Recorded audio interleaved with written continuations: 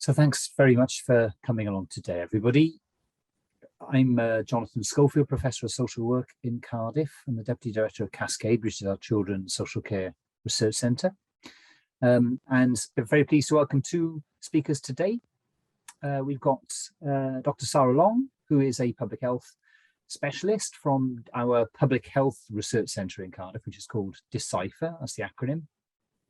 And we've also got Annette Evans, who's a statistician from Division of Population Medicine. Now, Sara and Annette are going to, between them, cover about half an hour to 40 minutes, something like that kind of time. And there will certainly be time for questions and discussion at the end. As usual with these kind of events, please put your questions in the chat. I don't think we'll be answering them until Sara and Annette have done their presentations, but put them in the chat at any time, and it's my job as the chair to spot the questions and make a note, and then, you know, as long as there's not an unmanageable number of questions, to put them to the presenters once they've finished talking. So any questions at any time, and we'll ask them towards the end.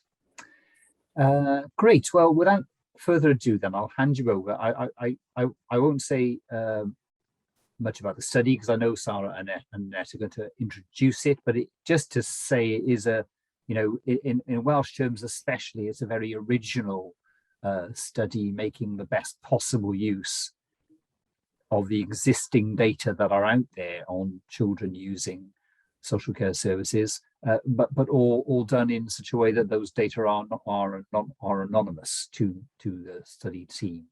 So you'll hear more in a minute. So over to you. I think, Sara, you're going to start, aren't you? Yeah, thank you, Jonathan, for the introduction. And just to reiterate Jonathan's thanks for the really good turnout. It's really positive for us to be able to talk about this study and present some results to you. It's been a long time in the making. We've encountered quite a few delays, not least of all because of COVID. So yeah, it's really good to be here talking with you and be able to present a coherent picture of our study, essentially. Just by way of introduction, our study is going to be exploring the extent to which local authority care can make a difference to the lives of vulnerable children. And in particular, we're going to be looking at healthcare usage outcomes, so emergency hospital admissions, and education outcomes, so attainment at Key Stage 4. And I think, I mean, just a quick note on the title as well, I think this could easily be perceived as asking the question, do children's services have any impact? Do they make a difference at all? And do they have value? But actually, it's a bit more nuanced than that. We know that there are some really good examples of work going on already. And I suppose what the study is really trying to understand is, how can we measure the good work that's going on? What outcomes can we look at? But also what works best for whom, you know, people exposed to different situations and under what circumstances. So I'm going to introduce the study, the background to the study in a moment, before handing over to Annette in around 15 or 20 minutes to talk about some of the results. As Jonathan alluded to, we've got representation from different study centres, or expertise in different study centres. So as Jonathan mentioned, myself, I'm based in a public health research centre, which specialises in developing and evaluating public health interventions, mainly for children. So you can see the team from the research centre within which I sit on the left.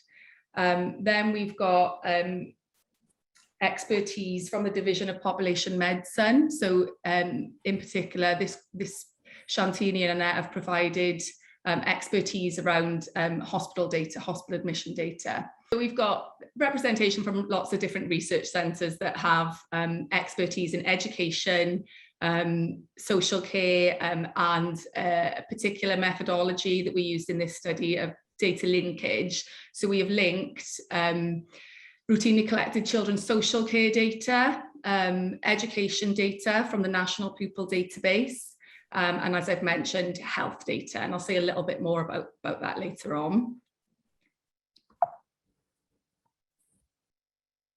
Okay, so thinking about the research evidence and what we know so far then, I think it's important to point out that with regard to the health and education outcomes of children who are looked after, there are a wide range of studies using different methodologies. So some studies use qualitative methodologies.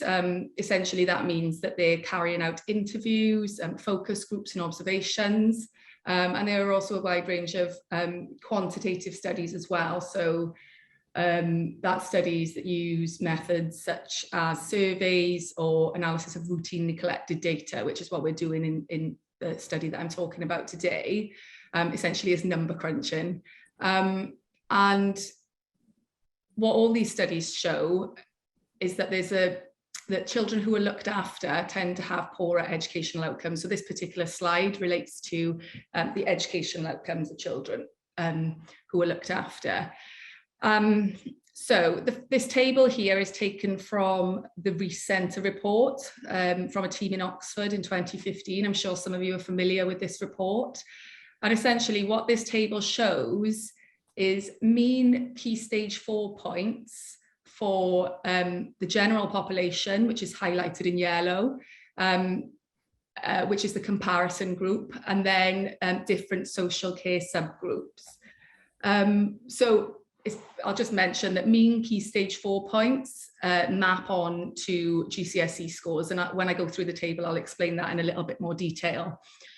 So the general population sample, was people who are not exposed to any intervention from social services. They're not exposed to social services at all. Their average key stage 4 point score was 340. So then as we move down the table to the next group, the next group were children in need.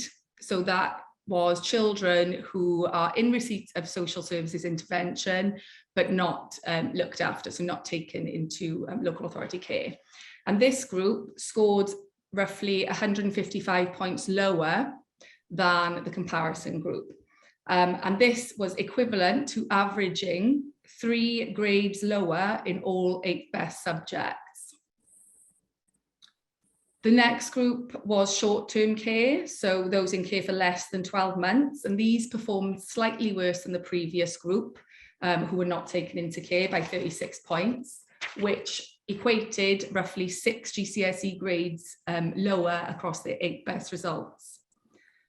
The next group is long-term early entry looked after children, and in comparison to the previous groups, this group scored slightly better. In particular, in comparison to the CIN group, they scored 28 points higher, which translated into roughly 5 GCSE grades. And the next group was comparable, which is long-term late entry care, was comparable with the children in need group. And then on the right-hand side of the slide, we have 2 quite polarizing quotes about looked after children's experiences of placement. So the first quote was quite positive, shows that the looked after person had a lot of support for their educational journey in their placement, whereas the second shows that while the placement met their basic needs, such as warmth, food and shelter, actually that support for their educational journey was lacking. So with regard to the association between being in care and health outcomes, several studies also suggest that looked after children have poorer health outcomes, including poorer mental health. And this table illustrates that. So this table is taken from a study by Vinelljung. It's a Swedish study. And essentially what it shows is the risk of developing psychosis and depression among children in different care groups compared to the general population. So let's just look at the risk for psychosis then. I want you to largely ignore model 1. And the reason for that is because this is what we call an unadjusted model. So this model hasn't been adjusted for factors known to predict the outcome. So for example, risk of psychosis, such as age, ethnicity, and gender. What I want you to look at is model 2, it's highlighted. And essentially, this is after adjustment for all these factors that we know are also related to the outcome. So what we can see is that those who were placed in in-home care, and I've just written down the definition for this, in-home care was defined as having no out-of-home care before teens. So children were provided with a contact family, in-home support and respite care before their teens. So they had the greatest risk of developing psychosis in comparison to the general population. They were almost 3 times as likely. And then those in long-term care, which was defined as being in care for greater than 60 months, almost always in foster family care, were just over 2.5 times more likely. And those in short-term and intermediate care were twice as likely to develop psychosis. Similarly for depression, across all the different types of care, those in care were almost twice as likely. Had twice, let me rephrase, they had almost double the risk of developing depression. So when thinking about the sort of links to adversity then, trauma in childhood, which we are also exploring in this study and which Annette will say a little bit more about later on, this is where the picture tends to become a little bit more complicated, because we know that looked after children disproportionately experience, and children exposed to any form of intervention from social services, disproportionately experience trauma during their childhood, which can also impact on health and education outcomes. So it sort of becomes difficult to disentangle the extent to which this trauma and these adversities have an impact on health and education outcomes, and the extent to which factors associated with going into care impact on outcomes.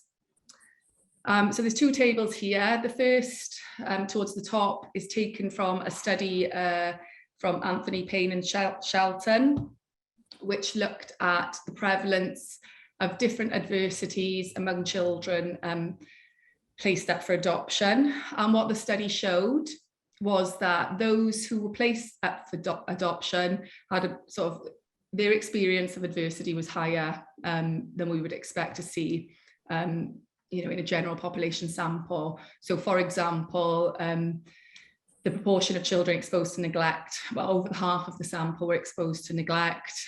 Over a third were exposed to parental mental ill health and parental drug abuse. That's not highlighted, it's a third from the bottom. And around 1/5 were exposed to emotional and physical abuse. This table at the bottom is taken from a study by parental et al. In 2019. So I was involved in this study, and we looked at the risk for different emergency hospital admissions, depending in the general population, and then among a subsample who were exposed to multiple adversities. So these multiple adversities are written there in the table. So it included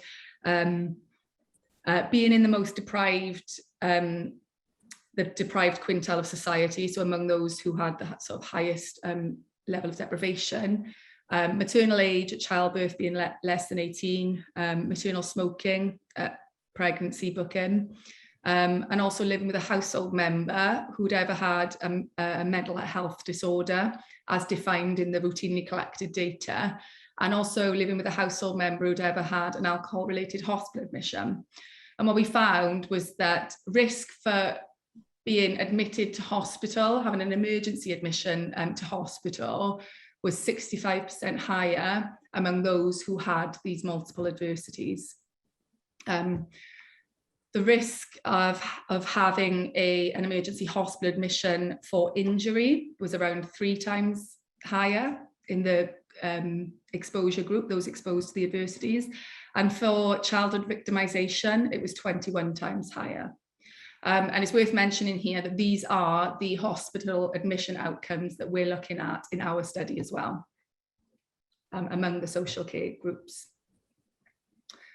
Okay, so this study is aiming to fill the knowledge gap in 4 areas, really. So the first sort of research question or area is going to be mainly descriptive. So it's looking at the extent to which being a looked after child is associated with higher or lower education attainment and hospital admissions compared to a few groups. So children not looked after, but in receipt of social services intervention. So for ease, we've termed this throughout the talk as not looked after, but in receipt of intervention from social services.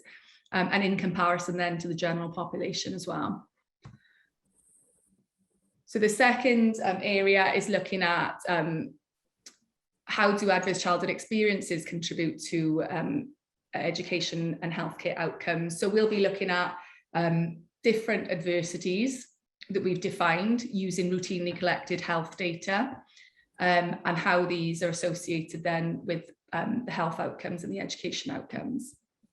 And then we'll be sort of looking at the extent to which being looked after or receiving intervention from social services is a protective factor or not, when considering this relationship between adverse childhood experiences and health and education outcomes. So it's worth mentioning here that some of this work Annette will be talking about today, but some of it is still to come. So we haven't actually run the analysis models yet. And then the fourth area is kind of drilling down among children who are looked after, how do experiences of care, so things such as short and long-term care, impact on health and education outcomes. So why this study, when we know that there are a plethora of studies already existing, there's a brilliant array of qualitative research.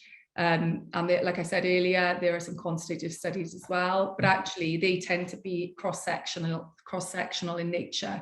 And what this means is that researchers take a snapshot of the area of interest, of the sample of interest and their outcomes at one particular point in time. So it's like, for example, looking at children in social care and their health and education outcomes during February 2015. So that's a cross-sectional study. But actually what's lacking in this area is good quality longitudinal studies. So these are studies that follow individuals over time. So there's a need for better quality evidence, and just picking up on that previous point, really, that a lot of studies use this cross-sectional method to answer really quite complex questions that require data over time. So, using cross-sectional data is limited because you can't infer causality. So it's kind of like, you know that things are related, but you can't look at, well, this exposure happened first, this traumatic event happened first, what were the outcomes later on? A lot of the existing studies are based on self-report data. So obviously this has the potential for bias and failures in memory recall or issues related to, for example, repression or traumatic events. And as Jonathan alluded to earlier, this study is a really good demonstration of putting routinely collected data to good use. So, at the end, for the practitioners, at the end of the day, when you've had an extremely busy day, dealing with all sorts of complex issues, and you're wondering why you have to put this data into the system. Well, actually, this is, like I said, it's a good example of how we can use this data for the greater good. And it'll also be exploring the extent to which care or not is a protective factor, or intervention from social services is a protective factor. And if so, what aspects of care are least and most protective, and for whom, because it's not going to be the same for everyone. And this type of information from good quality studies can be used to inform Welsh Government decisions, funding decisions, policy decisions and practice as well. So I've alluded to the data sets that we'll be using, but just to quickly touch on these again before handing over to Annette.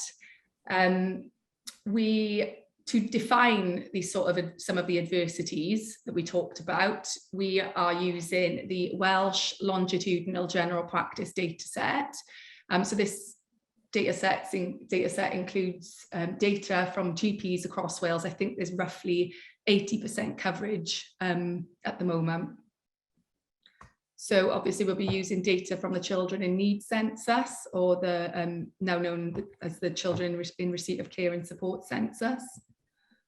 The Children Looked After dataset, the Wales Electronic Children's Cohort, which is essentially a data set containing information on all children born in Wales since 1998. So that's hospital data and birth data. And then the National Pupil Database, of course, to look at our outcomes. This includes information on education attainment, including attainment in GCSEs at Key Stage 4. So thanks for your attention. I'll just hand over to Annette for the next part of the talk. Yes. Hello. I have been given access to the Children in Need and now called Children in Receipt of Care and Support dataset through the SAIL data bank. So this is anonymised data that has been provided by the social services teams. So it's annual census data that's collected for 3 months of the year between January and March, and it's recorded on the 31st of March. Oh, thank you. No, don't worry. So the data we've received is for all local authorities in Wales, so that's really good. It's held by year within the database, and it's considered of good quality from 2010 onwards. So we have data running up to 2018, so that's nearly 10 years worth of data at the moment. It has categories for disability in there, which is quite detailed. So things like lift and carry objects, perceptions of risk and danger, and memory. And also there are lots of measures in there to do with parental capacity, so measures of domestic abuse and substance and alcohol misuse, which was really interesting to us, and some information on youth offending. Next, please. Next slide. Yeah, thanks. So we found that the data, when you're looking at it from an analysis perspective, was quite complex for several reasons. The annual census was recorded for the 3 months, just within that time frame. So there could be that other children have been in the social care system, but perhaps aren't in the data. So we need to think about that when we are interpreting the data.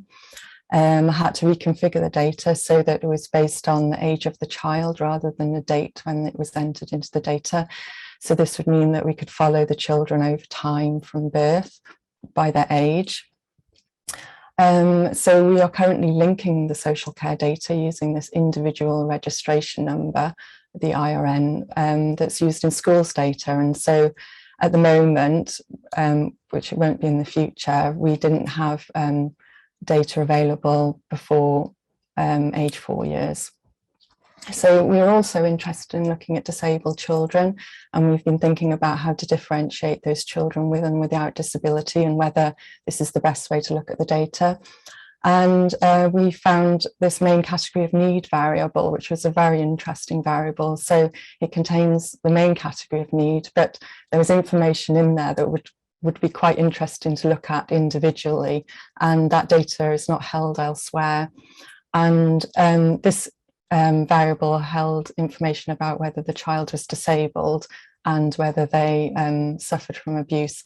And I could see in the data that some of the children who had a main category of need that was disabled weren't necessarily in those separate descriptive categories of disabled. So we may not be able to capture all those children who are actually disabled in the social care data. There was information about multiple abuses, but this was quite limited because it was only for child protection, children who were on the child protection register, and that's has been started to be recorded recently, and that was quite interesting to us.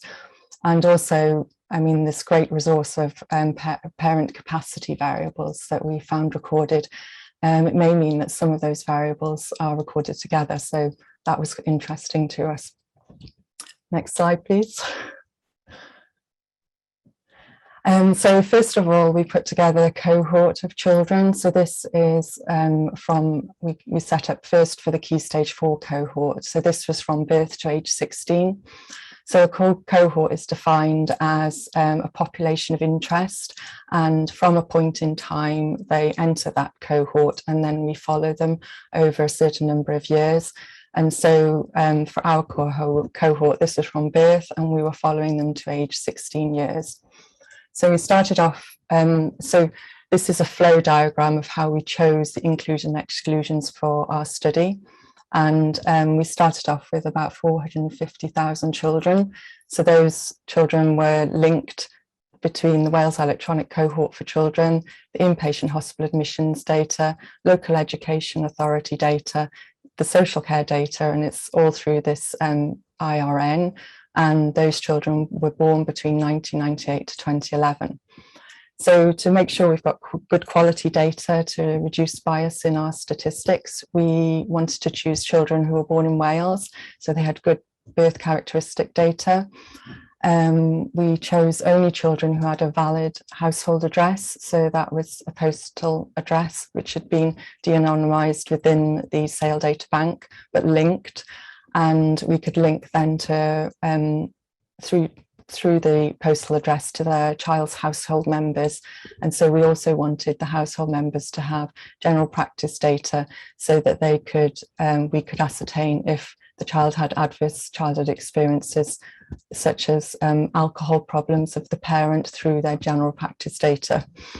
We then restricted the cohort, so that it would only look at children who had 16 years of follow-up. So they had to be born before 2002. So this took our sample down to around 88,000. And then finally, we removed children who hadn't taken Key Stage 4. So they may have died, moved out of Wales, or they weren't taking the exams with the local education authority. And then the final exclusion was to do with number of people in the household. So if there were over 10 people in the household, we weren't sure who the caregiver was. We couldn't be sure about that. And so we removed just those children as well. So our final cohort ends up with just over 77,000 children who we can follow from birth to age 16 years. And so what we're hoping to do is look at their adverse childhood experiences from the year before birth to age 11. We've got their social care follow-up between age 12 to 15 years, and then we're going to look at their Key Stage 4 results at age 16. And so we have data from 2015 to 2018 for these children. Next slide, please. So the next thing we looked at was the Key Stage 4 cohort social care data. And so we wanted to categorise them into sort of, well, how do we categorise them? So we thought about looking at the level of severity of the social services intervention. And we looked at that between 12 and 15, so over 4 years. So we created a priority order for that. So we've got children looked after who are children such as in foster care, out of home care. And we've got CPR, which is the Child Protection Register. And then not looked after is our children that are have a social worker or something similar to that. So if someone was between the age of 12 and 15 years, if they were in the Child Protection Register in 1 year, and in another year they were just not looked after, we have then put them into the Child Protection Register, so the highest level of intervention that they've received. So we've then got these circular diagrams which show you the sort of numbers that we've got in this cohort. So we can see for all children, those that were not looked after, we've got 1,734. On the Child Protection Register, we have 430 children, and then for looked after children, we have 528. So we could also look at this sample of all the children between those years that are in social services interventions, but excluding disabled children that have been coded within the social services data. And so then we find that the not looked after children drops to around 850. So we see quite a big difference there. And then smaller differences, but lower levels in child protection and looked after. So we could also then look at disabled children that have been coded as disabled within the social services data. And so we find that we have 560 children in there.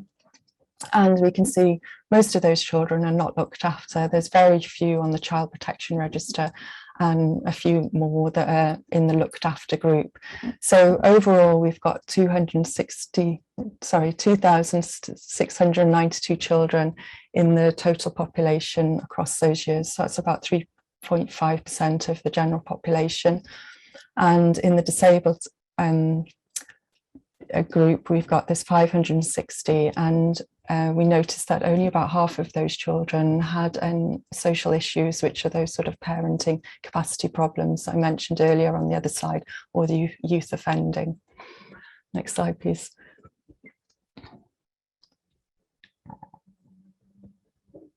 Okay, so this is just an initial look at our key stage 4 attainment for children receiving care and support, and a general comparison to what's going on in the general population, but just to have a look. So we will be doing some proper modelling on this later on.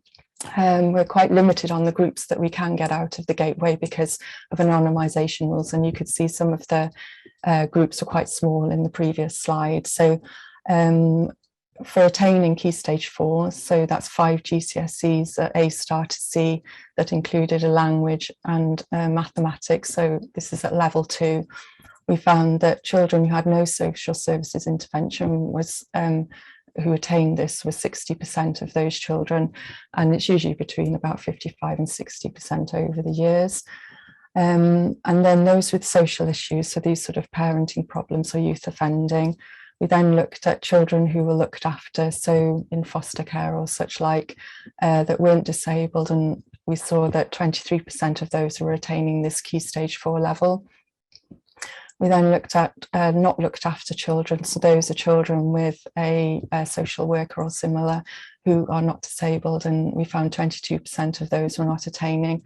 And then on the child protection register, if they weren't disabled but were experiencing social issues, it was 15%, and not looked after and disabled at 11%. So we can see a sort of trend going down those data where it's getting sort of from high to lower. And then we had a separate group which was disabled with no social issues. So they had no parental problems or youth offending recorded within the social services data, and that was at 13%. So these categories are still being debated, and we're not sure if these will be the sort of final groups. So next slide, please. So the next stages for this, we're going to investigate predisposing factors for not attaining this 5 A star to C at key stage 4. And so we're going to look at adverse childhood experiences that we mentioned earlier. And so we're going to use GP data and inpatient hospital admissions data. And these will be defined as living with someone with an alcohol problem. So this could be a GP coding of heavy drinking, so drinking over the limit, or some sort of dependency problem, or hospital admission where perhaps they've been in a fight, so it's related to alcohol, or it'll be for alcohol problems, it could be to do with liver problems or something, or drinking too much. And also living with someone who has a mental health disorder, so this would be depression and anxiety, and then serious mental illness, so psychosis and other schizophrenia and other diagnoses like that, death of a household member, and then victimization of an inpatient hospital admission for victimization for the child that we're looking at. We're also going to look at poverty, and we've got a measure for being eligible for free school meals at key stage 1, key stage 2 and key stage 4. And then we're going to look at a measure of being in a single parent household. And we're going to include some birth characteristics, so sex and gestational age. So these items are kind of have been related to educational outcomes in other research, but whether they still affect Key Stage 4 is still being discussed in the literature. And also socioeconomic status. So that will be at small area level. So it's around about a postcode area. And then going beyond that, we're going to look at inpatient hospital admissions, and those are the measures that Sara mentioned earlier, so all causes and injuries and external causes. Next slide, please. So Rebecca Anthony, someone else within our team, has also looked at school-age children receiving care and support in Wales. And this was because, as mentioned, we saw lots of these variables within the social care data that were about parental capacity, and multiple variables on types of abuse for children who'd been in the Child Protection Register. So this is a cross-sectional study of the CRCS data, so the social care data, and it's the census data from 2018, and it's looking at children from 4 to age 16 years. Next slide, please. So the aims of this were to examine the prevalence of life stressors experienced by children who are receiving care and support. We're going to do this latent class analysis, and we're going to identify subgroups of families with similar adversities, and we're going to explore how these subgroups are related to demographics and social disadvantage and parental and care factors. Next slide, please. So what is latent class analysis? So latent class analysis is essentially a data reduction technique.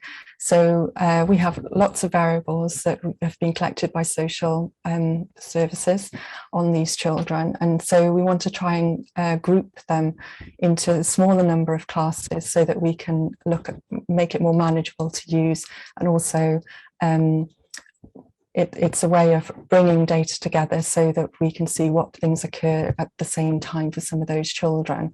So in this example, we can see we've got in the middle circle 3 classes, so class 1, class 2 and class 3. So these are 3 different discrete groups that will be created from this latent class analysis.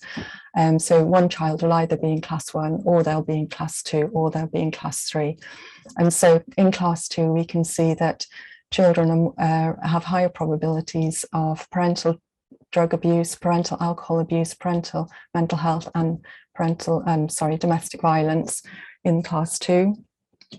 And they're characterised by those features. In class 1, that group is characterised by higher probabilities of the parent being in prison. And then in class 3, they are children that don't essentially have those characterisations. And so latent class analysis can be, is similar to factor analysis, if you do know a bit about statistics. Factor analysis, again, is a data reduction technique that uses correlation. So this is where pairs of variables are, you're looking for trends in pairs of variables, so increasing trends or decreasing trends. Latent class analysis is an equivalent, but it uses categories.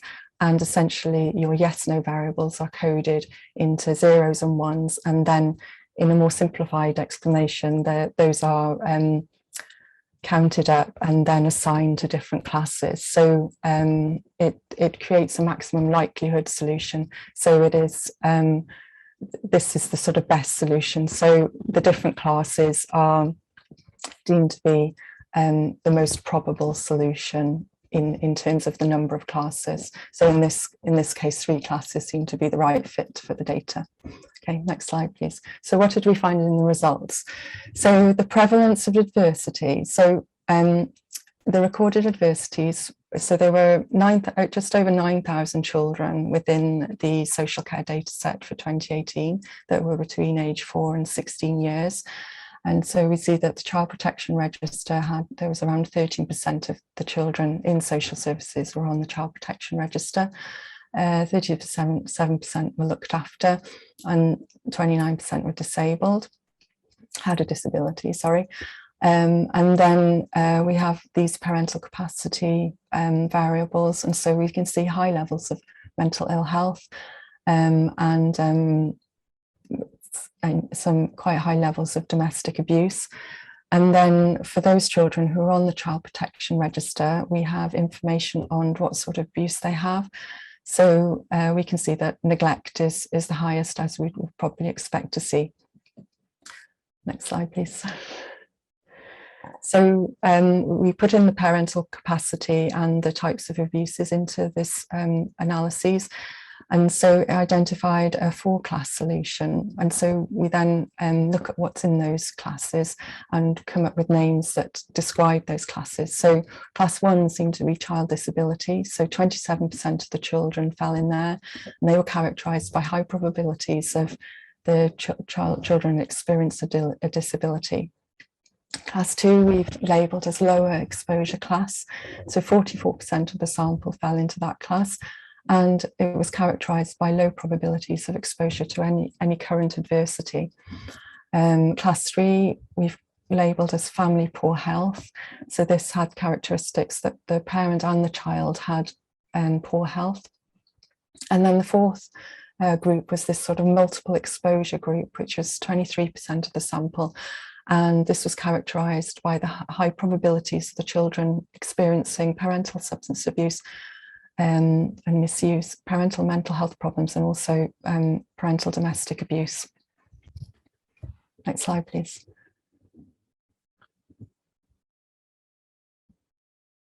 Oh, sorry, yeah. So then after we'd identified these groups, we then looked at comparisons to see what their characteristics were. So what sort of people were in these, what sort of children were in these categories. So we were using multinomial logistic regression for this, which is similar to logistic regression. And if you don't know about the, sort of logistic regression, the output is odds ratios, which is similar to like the betting, when you go to the betting shop. So what's more likely compared to a sort of reference group. And so we compared these to the lower exposure class. So that was the largest group. And so child disability was significantly more likely to have major or minor birth anomalies, more likely to be boys. And the mother was more likely to be over 18, and they were less likely to be looked after when compared to those in the lower exposure class group, which were those who didn't seem to have any current adversities.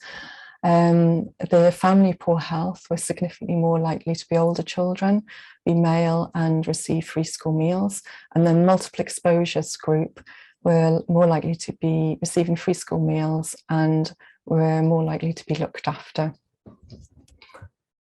So the next steps are to assess these classes in terms of some outcomes. So we're going to look at the educational outcomes. So I think it will be Key Stage 1 and possibly Key Stage 4 as well.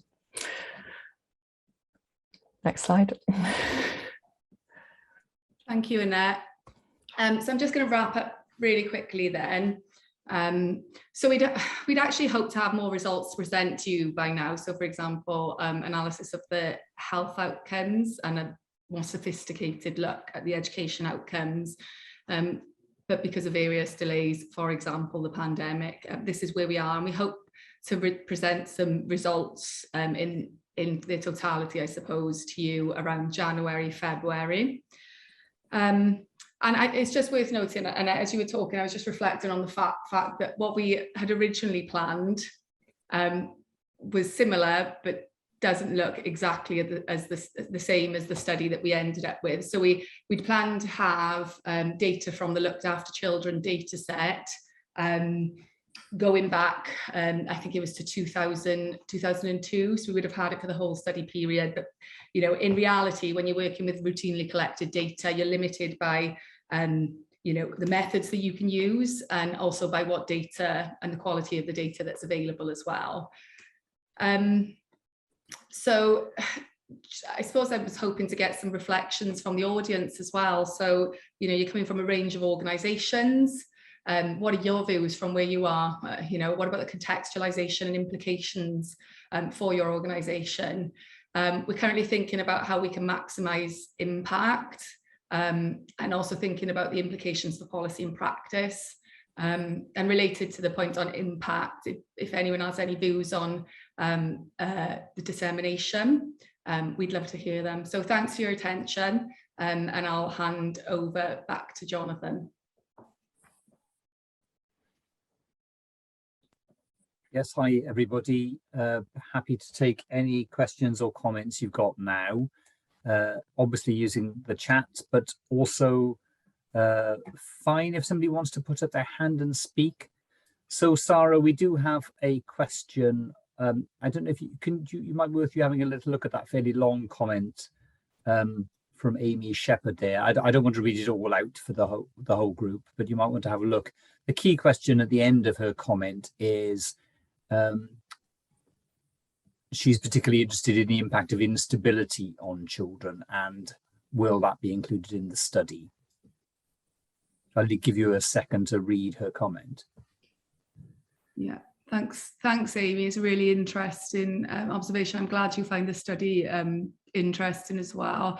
You make a really important point about the comparison between children looked after and the general population. Well, actually there is that sort of group of children who are in receipt of intervention from social services but not in care. So obviously the study is looking at that population as well. But there's also that group. So one thing we didn't really draw out when we were talking is the group that have these adversities that may not necessarily have been picked up at all by social services. So they've been exposed to traumatic events but might not find themselves receiving any intervention. So that'll be an interesting group in itself, and I think pertains to one of your points. So I'm just reading through. So a common theme and your main area of interest is the impact of instability on children.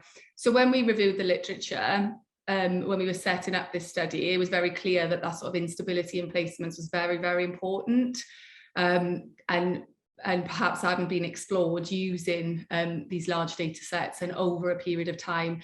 And we were very keen to explore that. But then we encountered problems with accessing and linking, as I just mentioned, the looked after children data set. So we'd hope to be able to explore in detail people's journeys in and out of care, the number of placement moves, and that stability or instability. But unfortunately, we can still have a look at that, but in not as much detail as we'd hope for. But we will still have some conclusions from it. So watch this space. But yeah, it's an idea for future research, definitely. So thanks for that. Thanks, Sara. So we've got a question from Helen Hodges. It might be best if I bring Helen in to just ask this herself. Yep. Bear with me while I need to unmute her, don't I?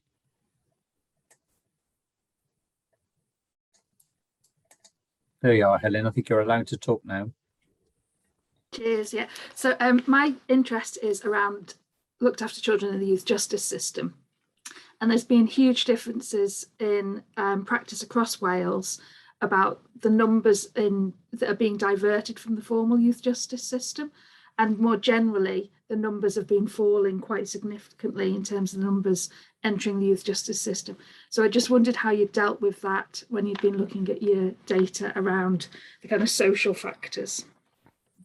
Annette may have a contribution to this as well, as she's been drilling down into the data. We're not looking at youth offending, it's not the main focus of the study then. So, and we still have some work to do with looking at the sort of drilling down into the different groups. So I can't really comment on that point because it hasn't been a focus of this study, but I'd be interested in catching up afterwards, Helen, and thanks for the comment. Yeah, happy to do that. I think I was surprised in the Key Stage 4 cohort that the numbers were quite small for the youth offending, just having a general look. So that kind of echoes a little bit what you're saying, I think, maybe. But as I say, as Sara says, we haven't really looked at that variable. So, and not over time. So, Josh, if you want to drop us a note, Helen, we can catch up about that. Yeah, no problem. Thank you. Thanks all. We have a question from Charlotte Drury. Shall I bring you in to talk, Charlotte? You're allowed to talk now.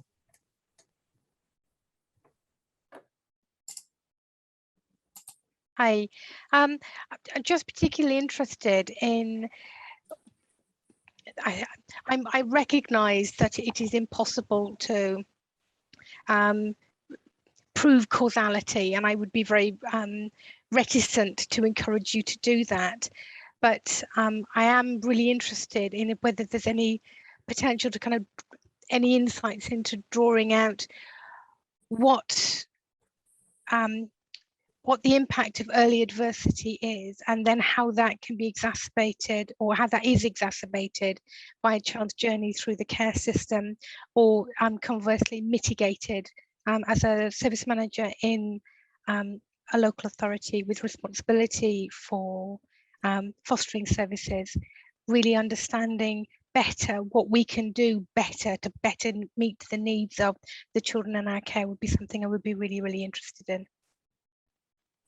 Thanks, Charlotte. It's a really important point, and I'm glad you flagged it up, because one of the key aims of this study is to try and unpick that. And I suppose the design, so this longitudinal design looking over time, allows us to infer causality with a greater degree of confidence. So while we can't, you know, like I said, like I've alluded to, it's not the perfect study. We've been limited by the data that we have, but that is something that we're going to be exploring.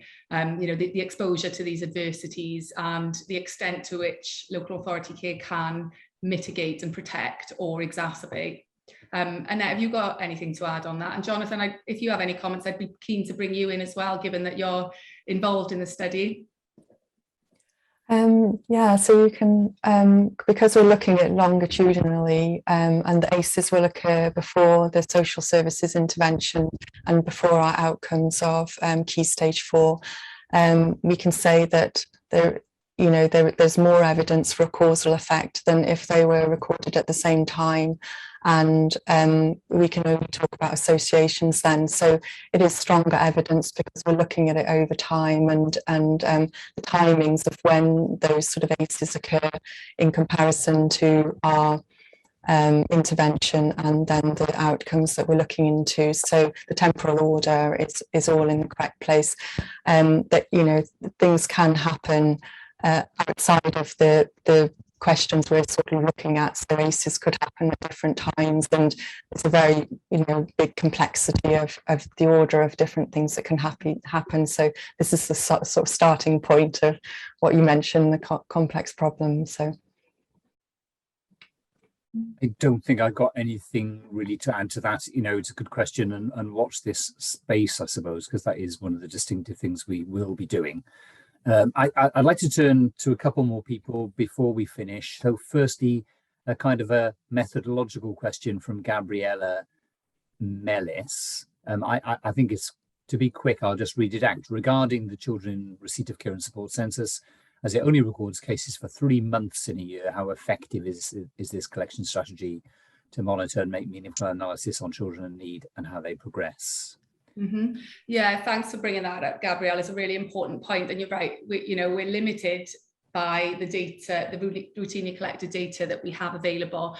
So before we embarked on the study, the general kind of figure was that the children in receipt of care and support census has around 80% coverage of all children who are receiving intervention from social services. So we kind of went into it knowing that that was a limitation, and that, you know, we weren't going to capture people who came on for 3 months between July, August, September. But I'll hand over to Annette in a minute, because she's been looking in more detail. And actually, Annette, I think you mentioned that the figure is higher, the coverage is higher than what we initially anticipated. But yeah, I think, so I skipped over one slide where I was going to highlight that a really important part of this study is actually feeding back to Welsh Government and those involved in sort of data collection about how we can improve the quality of data collection, how the data are captured, to sort of facilitate longer term research and studies like this, which help make the case for investment into social services. So I know Jonathan has been working with Welsh Government on this, feeding back, I suppose, feeding back our findings on the data and how it can be improved. So Jonathan and Annette, I don't know if you've got anything to add to that. Well, yeah, just to add that the Welsh Government had a working group to revise the data collection for next time round. And yeah, so from a researcher point of view, I put in exactly that point, Gabriella, that you've made, that there are limitations caused by that data collection 3-month window. And they were very receptive to that. And currently the thinking seems to be about making this year-round data in future. But, you know, that's not gone out officially yet, but that is the current thinking, which is very encouraging. Do you want to add anything, Annette, or shall we move on to the... I'm okay, thanks. Okay, well, let's move on. We've got time for one, possibly even 2 quick questions. So Philip Evans to everyone, will it be possible for the health contributors to the research to look at the adverse impact of family poor health on adolescent boys?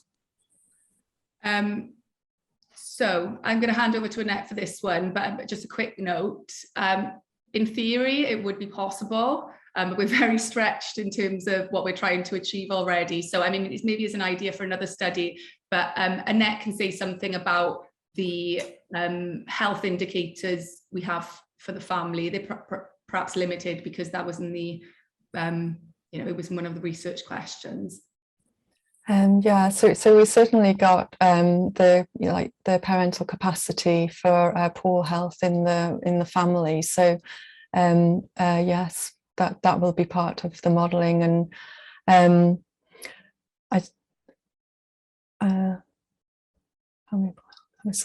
mean, I suppose it depends in what terms you think that adolescent boys will be affected. Essentially, so our outcomes at the moment are just key stage 4 and hospital admissions. So it depends if it's associated with, say, mental health. I don't know if that was the there are potentially other outcomes that we could look, because we potentially have got child mental health in some of the other variables that were ordered. I'm not sure if we received that, but yeah, I don't know what sort of outcomes were you concerned that were occurring in adolescent boys from the family poor health. Don't know if you could. Do you want to bring Philip in? You know, I've unmuted you, Philip.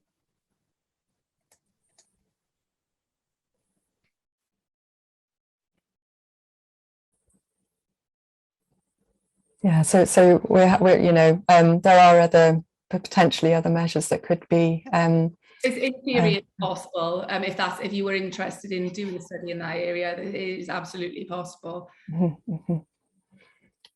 Okay, folks, so I think what I should do now is wrap up. We do have one more question. It's quite a technical data linkage question that will be of interest to, you know, some people in the audience, perhaps not all. We have run out of time now, so if it's okay, Richard, I won't make time for people to answer that. But what I suggest is that Richard, if you could, well, we will definitely follow that up in an email. We'll have your contact details from the webinar registration. We'll follow that up in an email correspondence with you, if that's okay, after today. But I want to finish on time, because obviously people put this precious time in their diaries, and people will have 12 o'clock meetings to go on to and so on. So let's wrap it up. Many thanks to our 2 presenters, Sara and Annette, for telling us about the study. Very, very interesting study. I mean, I would say that because I'm part of it, but I do think it is objectively a very important step forward. There's more to come. As you've heard, there's lots of findings that we don't have yet, and it would be great to perhaps present some more to people at a later stage. But I'm going to call it a day for now. So thanks very much, everybody, and see you soon.